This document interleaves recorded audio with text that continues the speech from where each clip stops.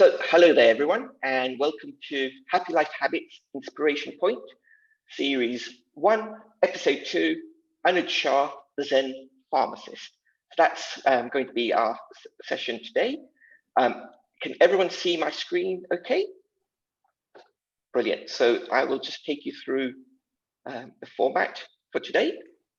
The first thing that I'd like to do is just ask everyone if you can just switch off your videos at the moment, and later on when we come to the Q&A, we'll invite you to switch your videos on. But for now, if you are able to just switch off your videos, that would be appreciated.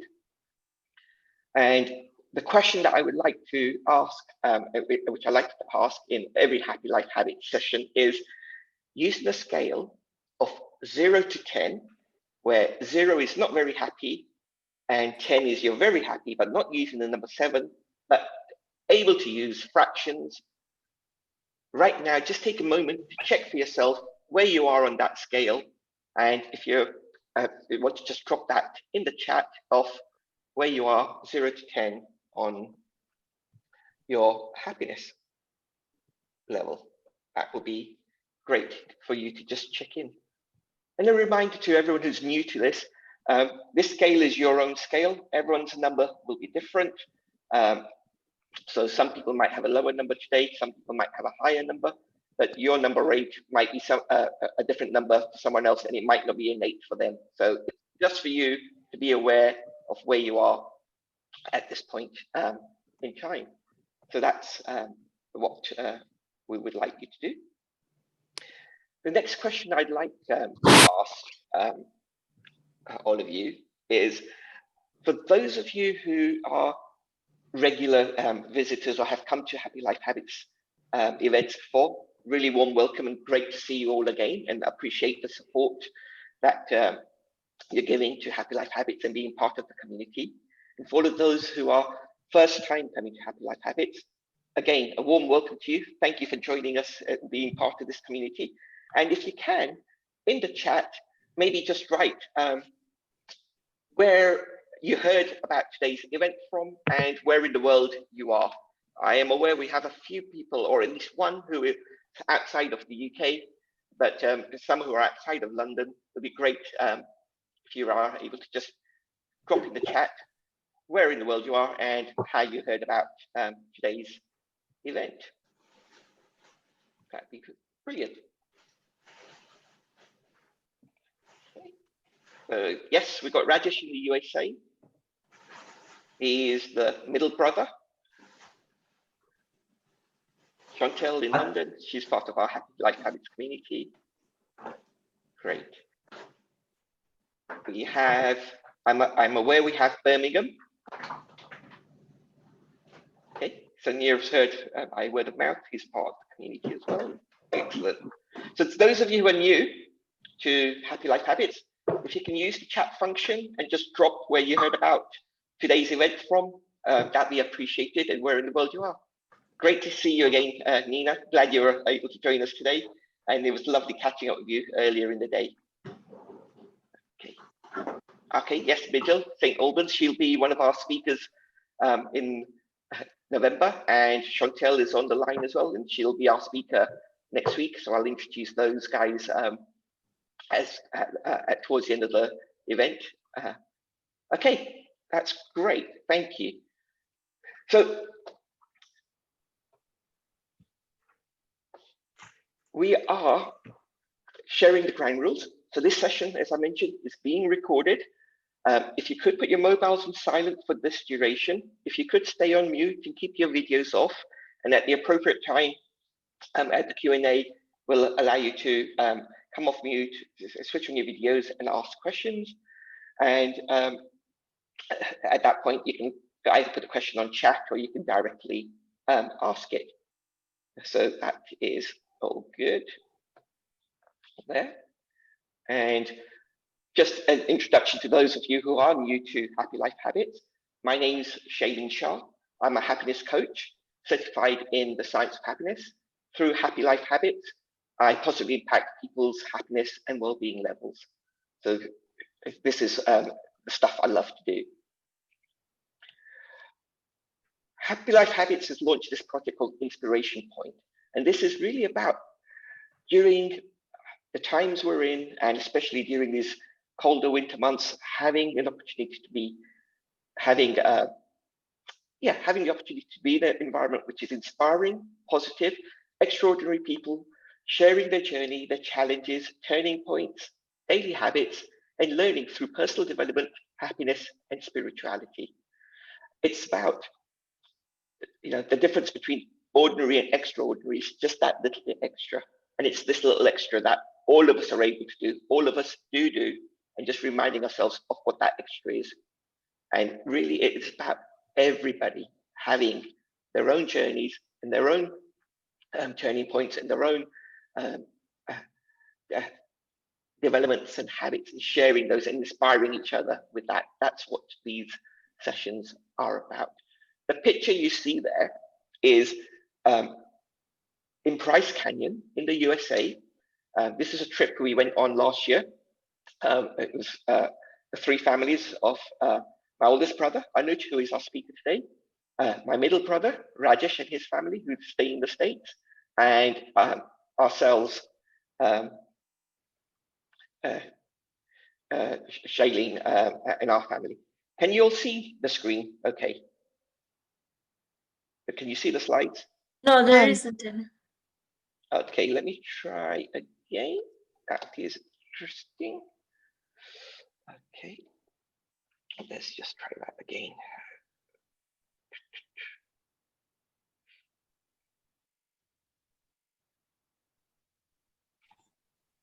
Yes. Okay. Apologies on that. So, yeah. So the ground rules, yeah, there we are. So the picture you see here is in Bryce Canyon in the USA, and we did an early morning trek, the three families, the 9 of us, to see the sunrise. We caught the sunrise, and then we carried on doing a bit of a trek, and we got to a point where some of the team went back, and myself, Rajesh, Anuj, and my son Mirav, we continued to this point called Inspiration Point, which was quite far from where we were, but it was an interesting trek where along that journey, we sometimes stopped, we looked back to see where we'd come from, we stopped and we looked where we were and enjoyed the views, and we also looked forward to where we were heading. And during this time, between the 4 of us, different people would take the lead. We would encourage and egg each other on this journey, support each other, and have some laughter and some conversations. And really, this is what reminded me of what life is about. Sometimes you need to stop back and look at where you've come from. Sometimes you've got to just enjoy where you are. And sometimes you've got to look forward to where you're heading and have that support and joviality with each other. So that is how Inspiration Points come back. There's more information on the website if you'd like to read on that. Inspiration Point is structured on a set of 10, 12 questions. So every episode we have, the interviewers will be asked these 10, 12 questions, and we'll go through that. And as we ask these questions, think about what your answers for these questions are. And if you feel inspired to and would like to take part, you can fill out the form on the website for one of the future series and episodes to take part. We are really grateful and blessed to have this whole first series of 6 episodes sponsored by Raymond James in Stanmore. So our heartiest congratulations and thanks to Kamal Haria, the branch principal, who's put faith into this project and backed it by saying, we'll sponsor all of these sessions. So really appreciate Raymond James Stanmore and Kamal for sponsoring the whole series. So today's session is going to be about the Zen pharmacist, Anuj Shah. So many of you would have seen the flyer. Some of you know him, some of you don't know him. So let me introduce you to Anuj. Anuj is my older brother. He is a pharmacist. and he came to the UK, or we all came to the UK when he was 7 years old. Rajesh, my middle brother, was 5 years old, and I was 1 year old. So my father had come a few months ahead. So my mother, with the three of us, came a few months later, and we came to the UK, and Anuj went straight into primary school. So remember, it's a new culture, it's a new environment, it's a new place, and did his journey through education there, and he'll share some of the challenges in that environment. He trained to be a pharmacist, and is a pharmacist now, had run his own business, and throughout that journey, spirituality has been an aspect of it. Eastern philosophy has been an aspect of it, in particular Tai Chi, Kung Fu, as well as some other learnings and sharings, which we'll go through. So that brings me to that introduction, and I will just come down here to stop the screen share.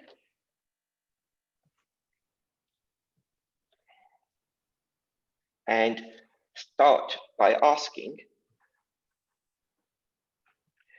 so Anuj, what makes you happy?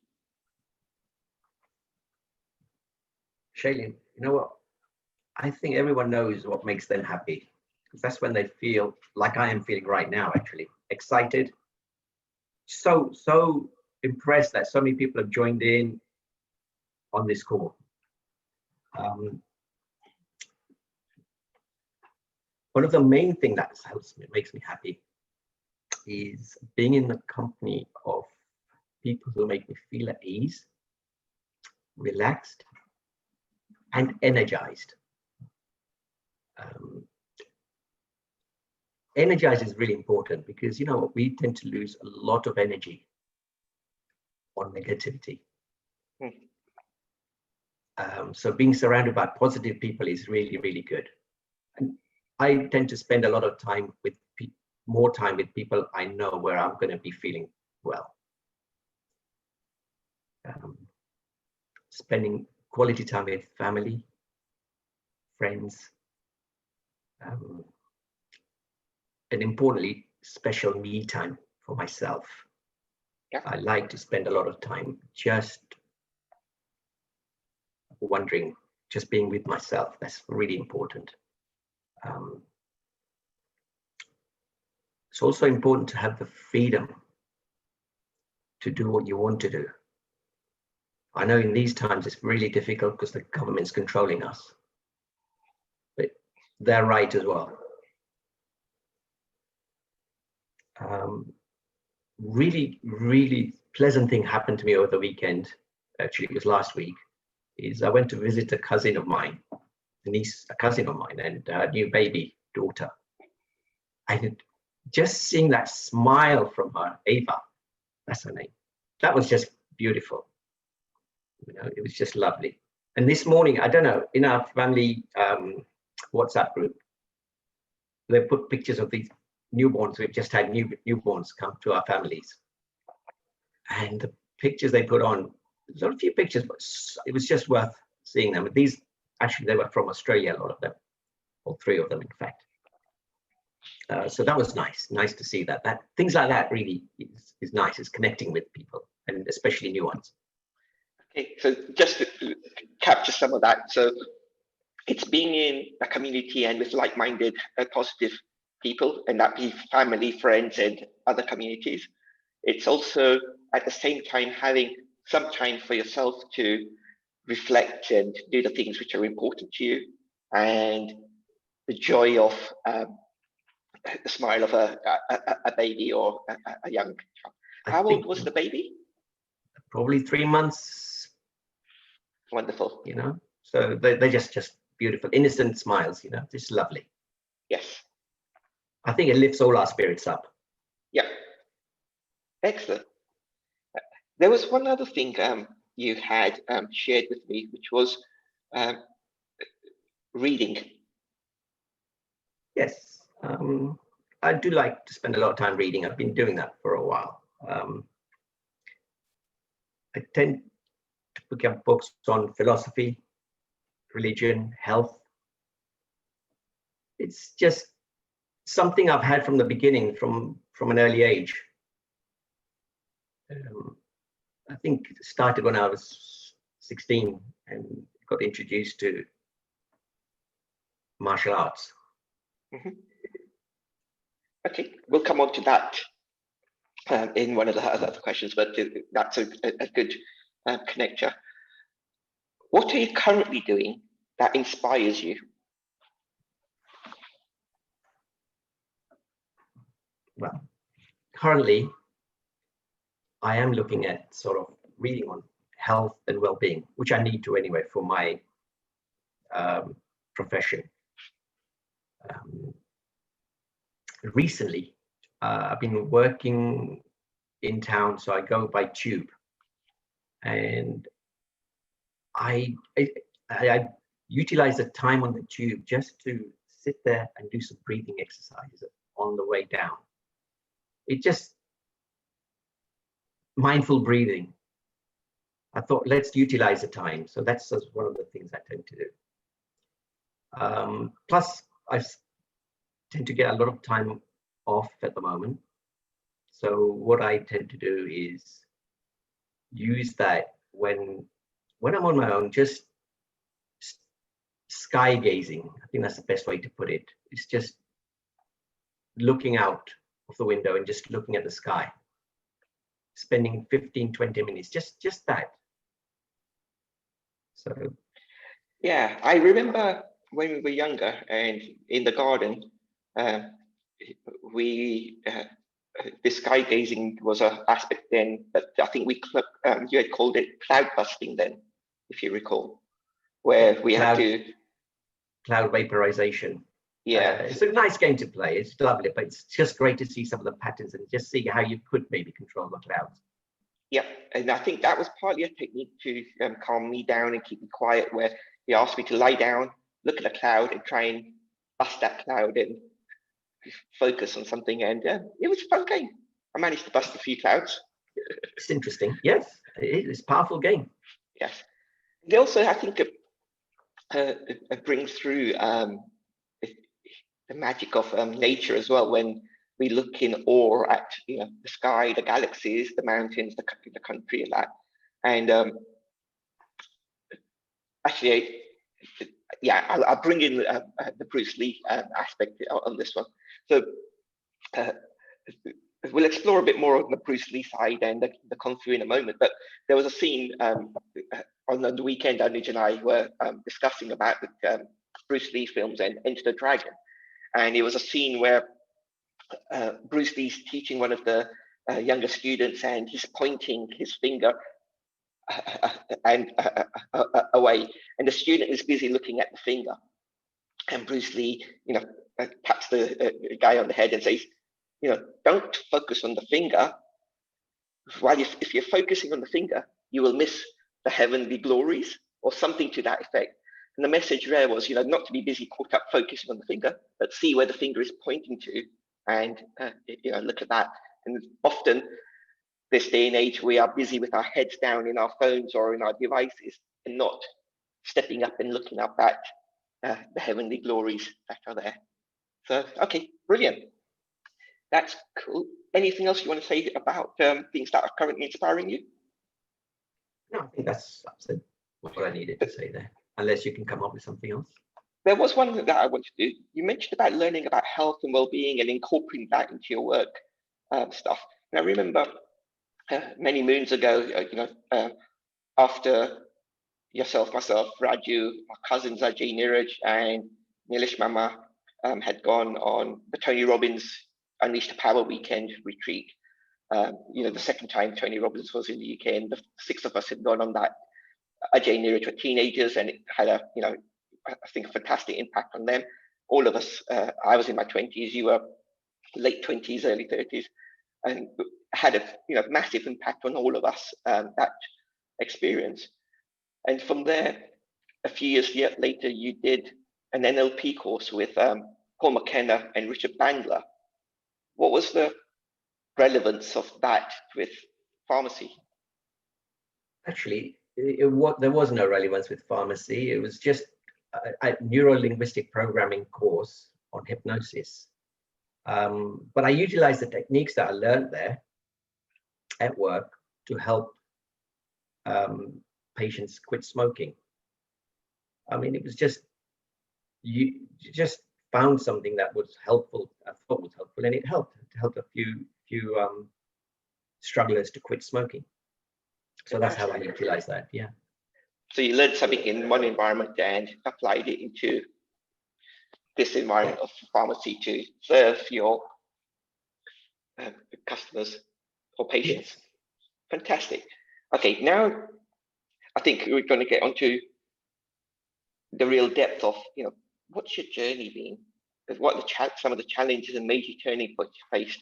So perhaps starting with maybe sharing a little bit about before the age of 7, before you came to the UK, to give some context there, if you'd like to, and then, coming to the UK. Okay, before 7, we were in Kenya, in Mombasa. To be totally honest, I don't remember greatly about being in Kenya. I remember a few things, but not great many things. At the age of 7, we came to the UK with my 2 younger brothers. Started school. I was in the junior school, first year of the junior school. Actually, even before that junior school one, the story that Mum and Dad were sharing with us on the weekend about that landing in the UK and what responsibility you had. You mean when I was carrying all the bags? Yeah. Yeah, well, I think that was, you have your hand luggage. So Mum had Shailene, who was 1 year old, in her arms. Raju, well, my brother Raju was just Raju, he was just great. Walked on, and there's me carrying 3 hand luggages and I was 7 years old. So, the hand luggage are sort of dragging along by your feet. So as we just sort of vacated the airport, that's how it was. No, that was just me, and that was just us. That's how we did it. I'm sure you would have carried them if you could.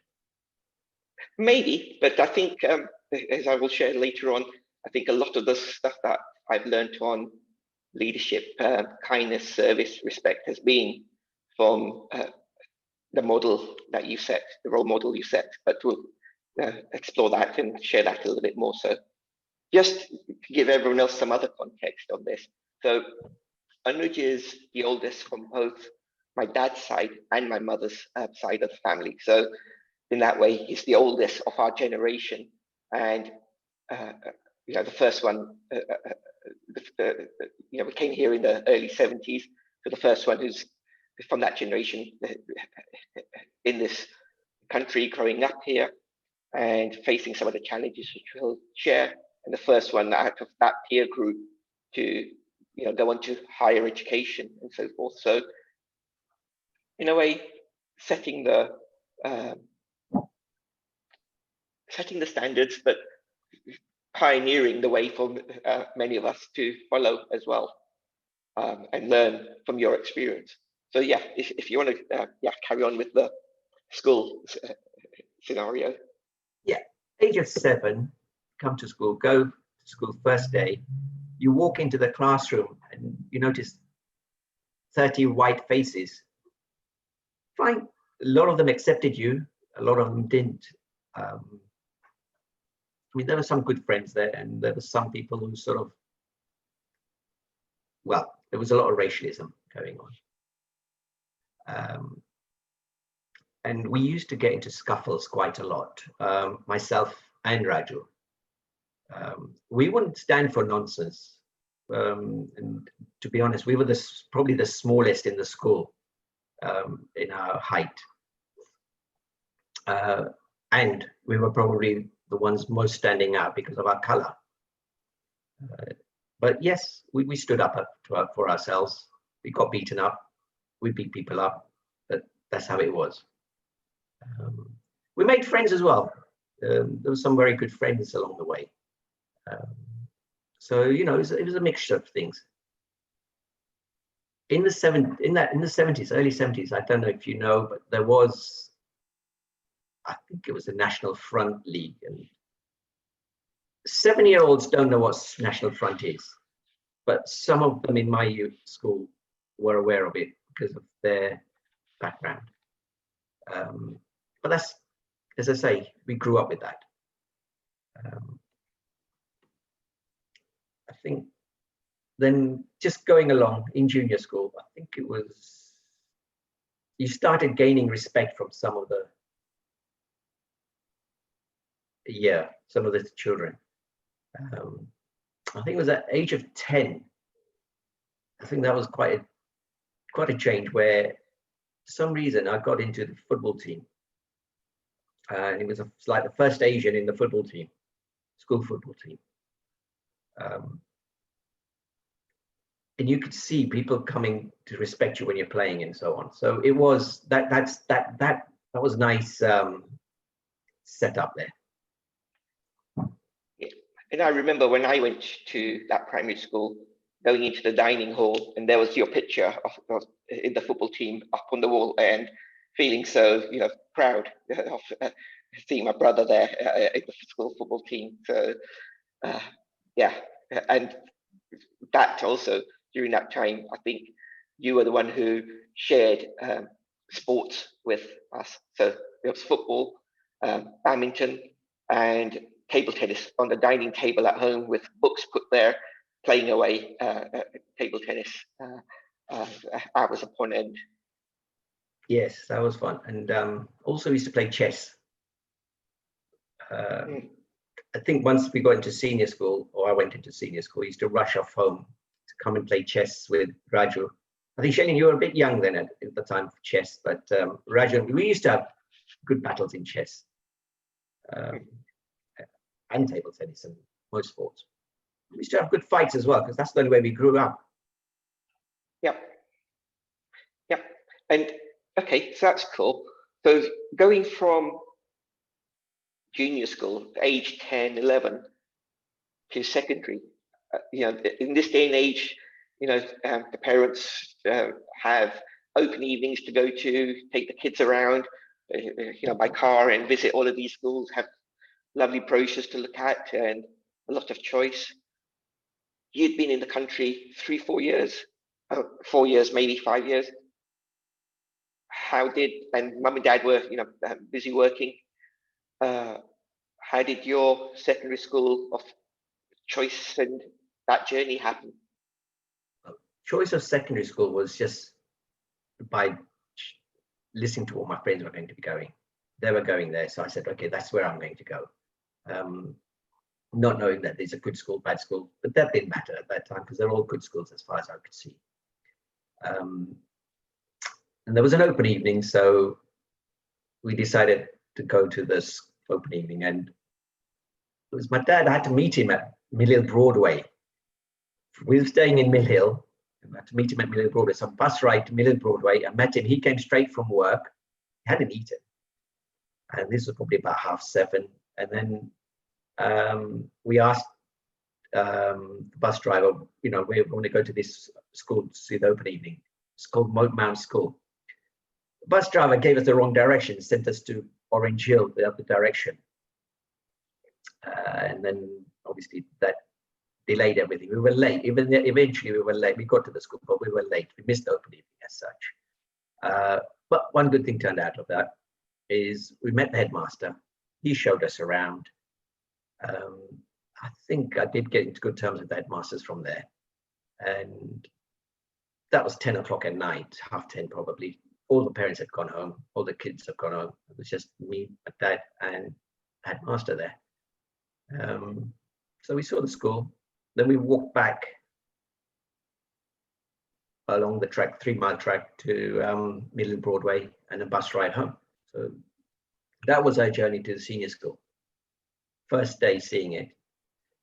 I think then we decided how to get to school on the first day when the time came in September.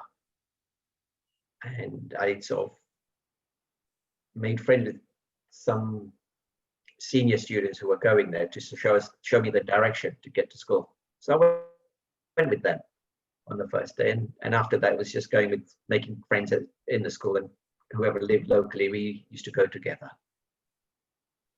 That's the first day at senior school.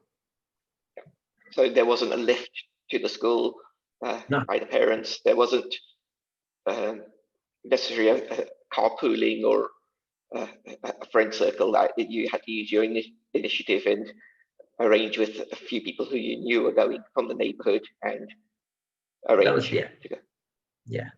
at the age of Going 11. school. Yeah. So, Okay. And tell us a bit more about your life at secondary school. well, secondary school was a giant step. I mean, you're 11-year-old. Again, you've got to remember our height, we're small. And secondary school is surrounded by, you got children from all backgrounds going there. And yes, the bullying started again. This time the children were much older, much bigger. And bullying happened. But by that time we were sort of fighting back and getting used to it. But I think we fell down a lot on this occasion because these guys were much bigger, and bullying actually happened not on a 1-to-1 basis. Sometimes it was 2-to-1, 3-to-1. So, but that's how we grew up. That's what it was.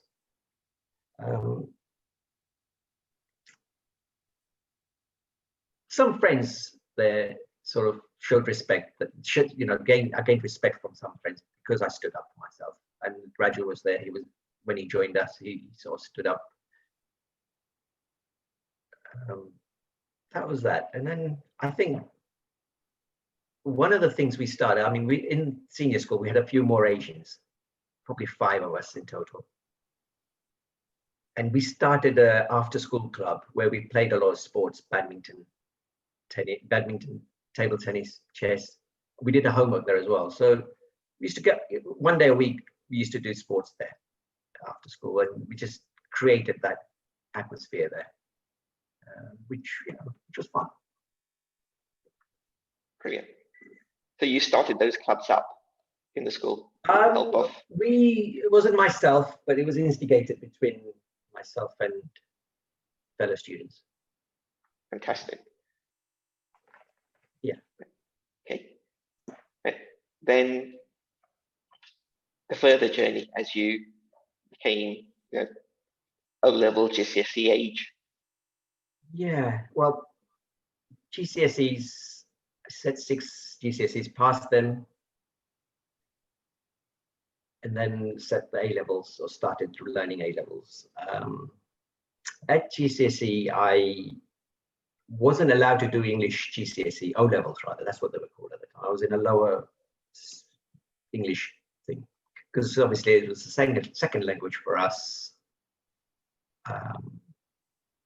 And I never actually set GCSE O-levels. I never got taught GCSE O-levels.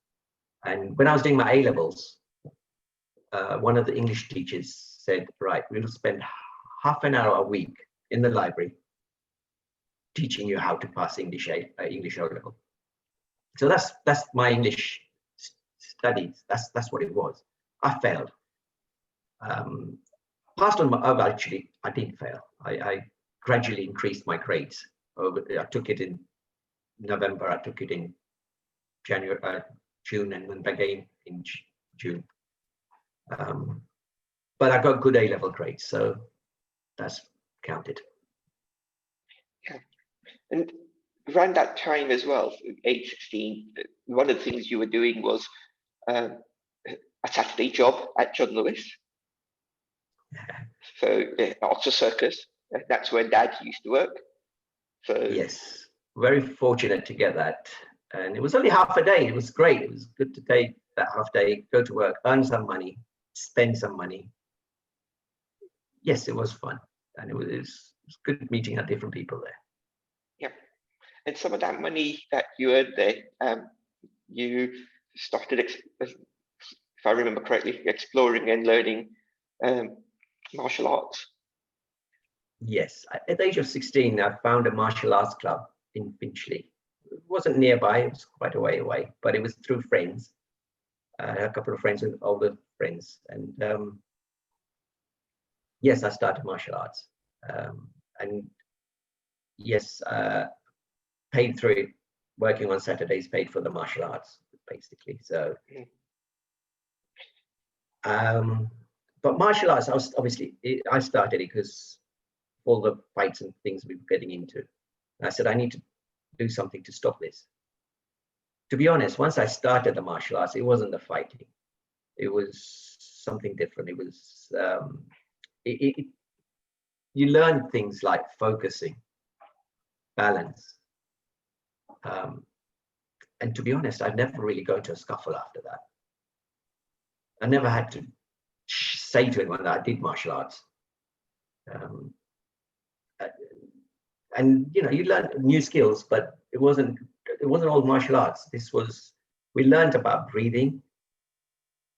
Terms like chi came in, which I didn't know what it was, but one learned about it. Prana was introduced. This is all age 16, 17. I started dabbling in Taoism, which was some of the philosophy used in martial arts, and Buddhism. So, and there was no Google. These were books you'd get from library. So I was spending time in the library, you know, local libraries, and finding whatever books I could on there. And also with my teachers in martial arts, they're very good. So learning from them. It helped, sorry. Yeah, carry on. Yeah, one of the things it helped develop was my self-esteem and confidence. It's not a route for everyone, but I think it was a route that helped me, and yes, I liked it. But everyone's got their own martial arts. They've got their own journey to do, but this was my journey. Yeah, and I remember at some point later on, you were teaching Kung Fu, Tai Chi, and Qigong at the club for a while as well. So it's not just learning it, but then sharing it and teaching it. Yes. Yes, I was, and yes, still share it, teach if I can, but it's more learning and do it for yourself. And it was through that journey that we got introduced to Bruce Lee, Jackie Chan, and the wonderful flying Kung Fu masters. And those are lovely stories and messages through all of those things. Excellent. Yes, they were good films. Coming back then to the A levels, what made you choose pharmacy as a career? Right, this was really, it was by chance. I didn't get any I decided to pick pharmacy because of chemistry. I enjoyed chemistry. I enjoyed biology as well. But I wasn't strong enough to do medicine. So I said, what's the next best thing? I thought pharmacy. Great pharmacy. But you know what? I didn't get any, I applied to the universities, but I didn't get any, I got rejected from most universities because I didn't have English O-level. Simple. So come results day, I got my results, and it was one of my uncles, Nilesh Mama. He said to me, phone up the universities. So I did. I phoned them up. I said, these are my results. I've got a D for English. So that's a fail. I said, no, it's not a fail. I said, it's Mr. Pass, Mr. C pass by 5%. I argued with them. And I got placement at Liverpool School of Pharmacy. So you talked your way, you talked to negotiate and influence your way into a course. Yes, it was, I think it was really lucky. No way you can get into there now, or nowhere after 5 years of, it's no way. It's just pure chance. But that's what it was. But you know what, if you can sit A levels and get good grade at A levels, your English is good. Yeah. And it also I think partly just helps us remind the younger generation that a grade is not the most important thing. It's what you learn in getting that grade, and also what you do with what you've learned. So the academic education is not the be all and end all. The whole round education is a lot more important. So those are, yeah, I think some of the important aspects there. Do you want to share a little bit about your life at Liverpool?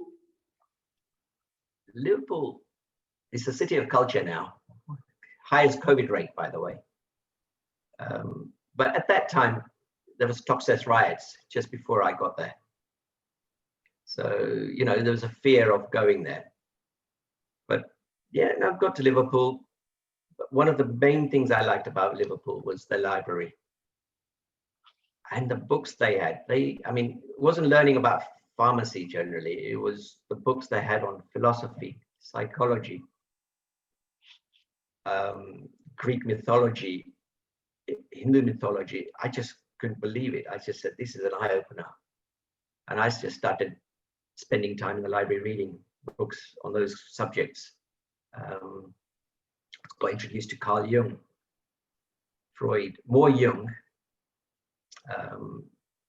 And you believe me, if anybody has read on Jung, he did a lot of work on Eastern philosophy.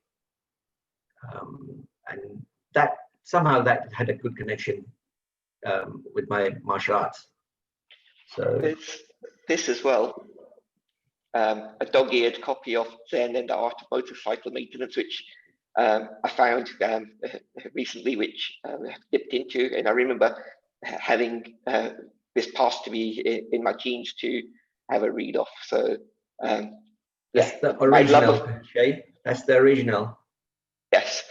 And yeah, my love of reading has come from the investments you were doing in various books and stuff at that age, and passing those through in that way. So yeah, definitely a lot of benefit from reading.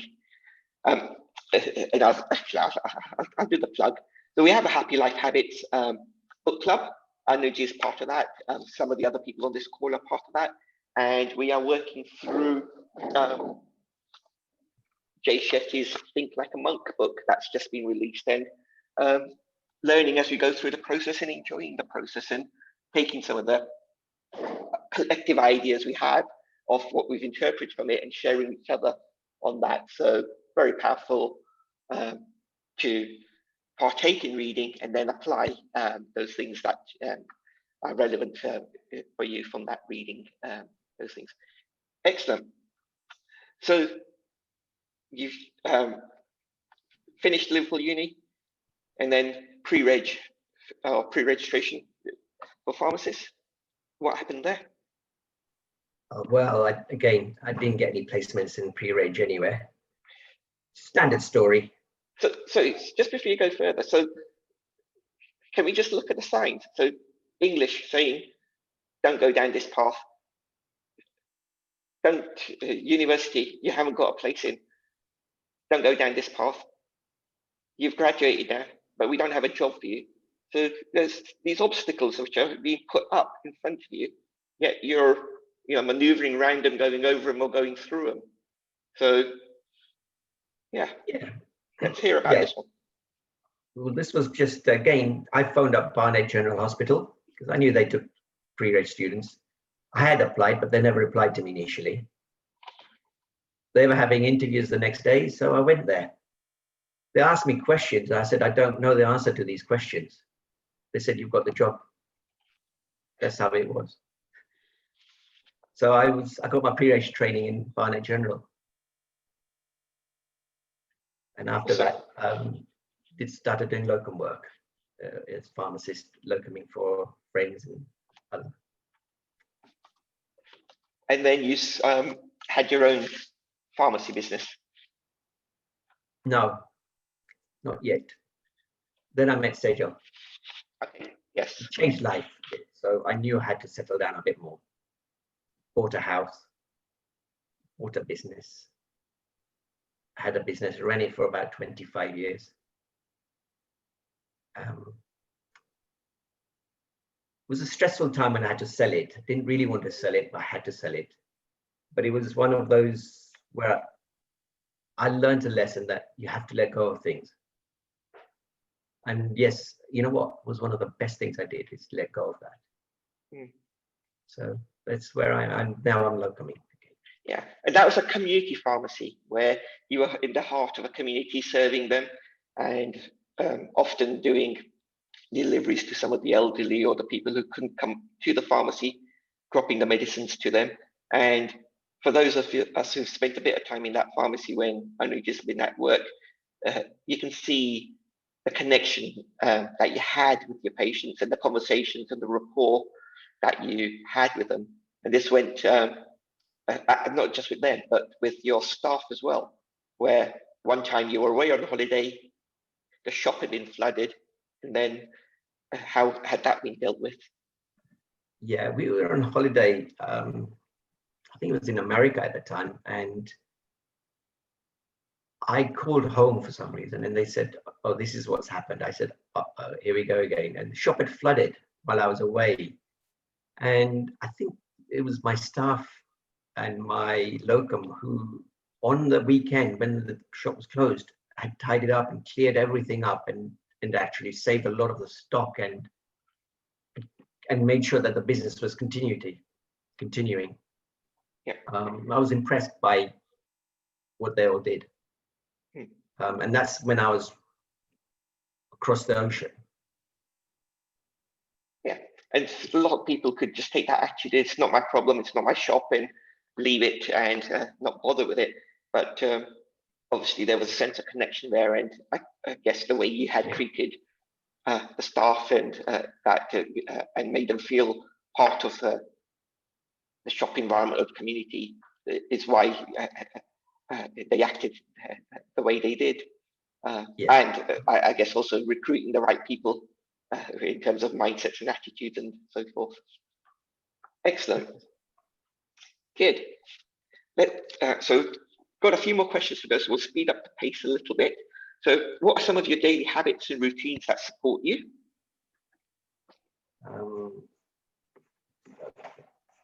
Okay. Daily habits. Yeah, it was one of the ones I've started doing is writing a gratitude journal now, which Shailin started me on. He started me on it when I was struggling through the business issues, and I used to get a call from him once in a while in the morning. Have you wrote this? Have you wrote this down? Have you wrote it down? He's quite persistent, and I think I just started writing, and I used to just say, yes, I've done it, and please leave me alone. But yes, it was the gratitude journal was one of the best things, you know. It helps them plan the day. There's some positivity involved in there, positive psychology as well. It just makes you feel good when you're writing a thank you note to somebody. Even if we probably do all these gratitude things in our mind, but we never write it down. But writing it down just was a good thing, and it also creates a good day at the end of the day. You know, it's a better day at the end of the day. Yeah. So it starts with helping me plan the day. At the end of the day, you're reflecting back on the day, how it was, and did it go as you planned it? If not, what could you have done to improve it? It's just 3 basic things, but it's useful. It's useful to have a good day. And what are some of the other daily routines and habits you have? Like I said earlier on, I do this breathing exercise, but I do them on my way to work now. I try to do some at home, but it's more on the way to work when I can create some time there. End of the day, one of the classics I do though is thinking. You like this pointing finger? Don't look at the finger, please. Okay, just thinking. Act happy, feel happy, be happy. 3 words, 3 sentences. Just do that. It'll make you feel good. Brilliant. What's one of your favorite quotes? Shay, you caught me out. I forgot. What did I say it was? Change is the only constant, There you go. Change is the only constant.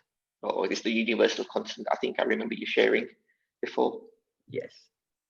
Cool. Change is happening regularly. We're all changing. The body we are is changing. The food we eat changes into the energy and the body that you're creating. The cells in your body are not the same cells every day. They're changing. Everything's changing. Yeah, excellent. And what's one of the achievements that you're most proud of? Yeah, thank you, Shailene. I told you not to ask me that one. I'm not proud of achievements, but there's achievements that come along, and yes, it feels good that you've achieved something. Actually, I will say, I'm actually proud of Kush. He walked in today. I don't know if you saw him early on. He walked in and he said to me, I met Octavian. I don't even know what Octavian is, but if some of you know, you probably feel good what he's done, but I'm not sure. But yeah, there's achievements wise, we've just, I think everyone's done achievements, but actually, I'll mention a couple of things. Sorry, one of them is I was helping out Oshwal Oshwal Sports, Northwest Sports Youth Club, and we at the youth club there was Sanjay and Nilesh and Milan. They set up the table tennis league, so we got involved in the table tennis league. So I was sort of helping them, ferrying children to the competitions and so on in the evenings. This is after work when they've got homework to do. They're tired, but we were doing that once a week or once every other week. And yes, so I got involved with the youth table tennis. And through there, I also got involved with the enabling club that Urvi and the company are running. Enabling is actually really, really special. I think if people are not sure, they should go and see, at least visit the club when it's open again, what they do. And it was an eye-opener for me because I didn't know that we had so many people who needed special needs facilities. And they're so kind, considerate, and you can see it, in their eyes. It's just love. It's one of the nicest things I've seen that the Oshwal community has done is create this enabling club. Yeah, the enabling network. And in the Oshwal Sports that normally annually happens, enabling network over the last few years have been part of that, and it's just amazing to see them take part in the various activities and be included with the whole program. So yeah, that's definitely a very good activity that has been started, and great that you helped support it at a point in time. Good. What's one of your favorite books and why? My favorite book is Illusions. It's the journey of a reluctant Messiah. Is that Richard Bach? That's the one, Richard Bach. It was one of the first fictional books I picked up after university. And I don't know, I just got attached to it, and I've sort of given it out to many people. I probably got 2 copies sitting around in the house somewhere as well. Lost one, got back. So, but yes, no, it's a lovely book, and it's where I picked up a lot of things, like you said, about the stargazing. I don't know. People need to read it to really understand what it means. But I found that was one of the classics. Yeah, I read the other one by Richard Bach recently, Jonathan Livingston Seagull. So I reread it after a long time, and yeah, there's a lot of depth there. It's some of these books we've got to pick up and read again to get some more nuggets from it. Good. What did you learn from your parents or our parents? Well, parents are always teaching us. One of the main things I learned from my parents is they weren't strict parents. They were very, very easygoing parents. I found we all build up these qualities from them. But one of the classics was they let me do what I wanted to do. Although they steered me in the right direction and made sure nothing wrong was being done, but they allowed me and gave me permission to do things I wanted to do. There was no restrictions involved. We didn't take it for granted. I did understand it, and that's one of the things is the respect that they give everyone else. The respect they gave me to say, you're on your own. You got your life. You don't have to follow a path that they want. They just let me follow what I wanted to. Brilliant. Thank you. And who or what are some of your inspirers? Okay. I tell you, things that inspire me, as I said, these smiles from these young babies, young children. When, I don't know if people notice it, but when they see a baby smile, it makes you smile. There's some special energy there. And it does lift the day. Some of my pharmacy colleagues, I'll push this, are very, very inspiring. I mean, the way they have done some of the COVID safety nets in their practices is amazing. It's hats off to them. Sorry, I will say that. Film actors. One of the film actors that actually I respect tremendously is Sylvester Stallone. Not because of his Rocky and his Rambo, but if you read his biography, he wrote those books, but they didn't want him to act in there, and he got the part. He got it, and you know, they were great. I mean, I think Rocky goes to about 5 sessions, 5 Rocky 1, Rocky 5, you know, and Rambo is Rambo 1 to 3 or something. So it's amazing that what he's come up with. Okay, cool.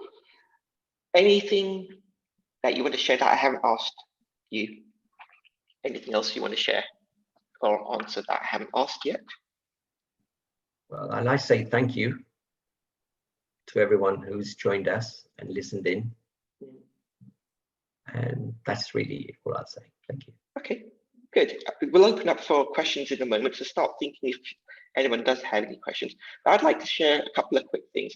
So as I mentioned in the write-up and in the session, you've taught myself and some of the younger brothers and cousins and stuff, leadership. As I mentioned, you're the oldest on both sides of the family, and leading the way in that sense and giving us someone to look up to and learn how to do things. And part of that was also compassion. I saw, how you interacted with our grandparents on both sides of the family, how you interacted with the older generation, with compassion and respect, and also act of service, where you would help and serve, like you mentioned, enabling network, the stuff you did at your work, serving others and helping, and those things, have rubbed off on us. And when I was reflecting, those were some of the things I realized that I'd learned from the way you were and the way you'd behaved. And really interested to hear some of the challenges you've gone through in this journey. And you call it luck in some cases. We call it, it is what it is, and how you deal with it is how you deal with it. And you've shown initiative and resilience and determination to work through some of these things and create doctors. Pharmacy may not have been a vocation if you hadn't picked up that phone. And yes, you had support by someone giving you that idea, our uncle sharing the idea, but you took the initiative and you took the action. So kudos there. And yeah, very proud to say, call you my older brother, and I think Rajesh and others likewise. And again, inspiration point, and these sessions, they are about everyday people sharing some of their journeys, some of their learnings, some of the habits to help inspire each other. Everyday people doing everyday things, but doing them in an extraordinary way. So thank you for putting yourself out there and taking the courage to share this, public open forum and so forth in that way. And yeah, really appreciate that. If anyone does have any questions, I am conscious we're at the time we should be closing, but if anyone does have any questions, happy to partake a couple of questions, and you can put them in the chat, and then we can ask you to unmute, and I will just share a couple of announcements while we wait for that to occur. So we are, just take a note of where you are on your 0 to 10 on your happiness level, compared to where you are at the beginning of the session, but just see where you are at this point in time. Really, as Anuj said, thank you all for partaking in this session and joining, and we'll keep it open for a few more minutes for questions. Anuj mentioned the gratitude course. He took part with it in June with a few others on the call. We've run it in July, we've run it in September, and we're running it for the last time in November. It's a very powerful course. If you really want to build a habit in gratitude and journaling, really encourage you to look into it on the website, take part, get in touch if you want to know more. If you want to be part of the Happy Life Habits community, these are the various ways you can join up. Newsletter, Facebook, LinkedIn, YouTube, podcast. You can sign up to these various things. You can drop to me your mobile number and I can add you to the WhatsApp list. Our next inspiration point is next week with Chantel Cody, OBE. Many of you would have heard on the weekend various people being awarded OBEs in the Queen's birthday list. Chantel, friend of mine, a chocolatier, she was awarded this OBE in 2014, and it was a special category just made for her for services to the chocolate industry.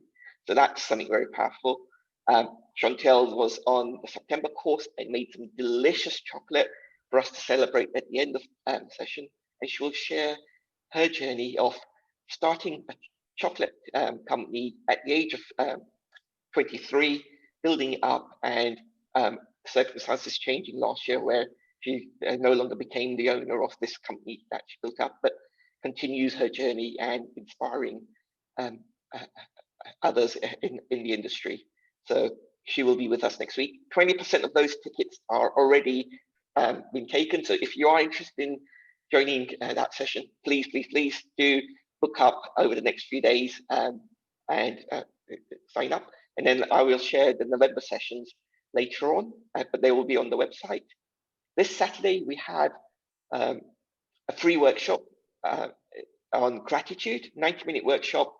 You can sign up to it, come along, and think of that as the theory, and then the habit course, the 30-day course, being the practice. So this will give you an insight into what gratitude is, how to practice it, what some of the benefits are, and then if you want to take those further, you can join the course. And as I mentioned, we have the book club. So those are some of the things that we have. Just check. So if anyone would like to ask a question, please just come off mute and ask your question. There's a question from Chantel. Okay. Yeah. Yep. So Chantel says, Chantel, do you want to ask it, or would you like me to ask it on your behalf?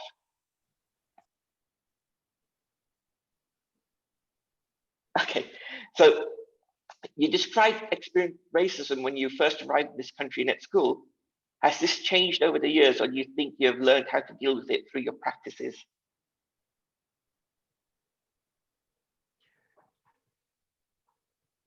Racism, when I arrived, was different to what it is now. I mean, schools, you go to school now, I think you'll find it's the other way around. you know, you'll be surrounded by 30 colored students and one white student, you know, and I don't know what it's like in the schools in terms of racism, but I don't think racism is there now. I don't feel it. I sort of, if it is, it's not open. I have not experienced it in work or on the streets as such anymore. Yeah, I think that's where it's different, where it's less where being called a Paki or a nigger or a black person when you're walking, you know, along the street these days, compared to it was a lot more rife and blatant in the 70s and 80s as we were growing up, and there were a lot more skinheads, you know, on the streets around causing trouble and so forth. I think a lot of that's dissipated. I think there are segments where racism still exists, both in the workplace and in environments, but not in the same way as the blatant one that was there as in the early 70s and 80s. And I think a lot of attitudes have changed as, you know, the cultures have changed in this country and mindsets have changed. So I think it's, yeah, a lot less prevalent than it was. Good. Okay, so if there are no further questions, then I would like to say, you know, thank you all for joining us on Happy Life Habits Inspiration Point Series 1, Episode 2. Look forward to Episode 3 next week, as I mentioned, with Chantel Cody, OBE, the Chocolate Detective. Details are on the website. You can sign up for that, and future sessions will be made available. And the recording and podcast will be made available soon on the various platforms. And if you are new to the Happy Life Habits community, welcome you in, and please, you know, feel free to join up on any of the services we have. And really invite all of you to consider the workshop this Saturday on gratitude. It's very powerful and just takes up 90 minutes of your time for learning some skills which can empower you for a lot longer. Thank you all.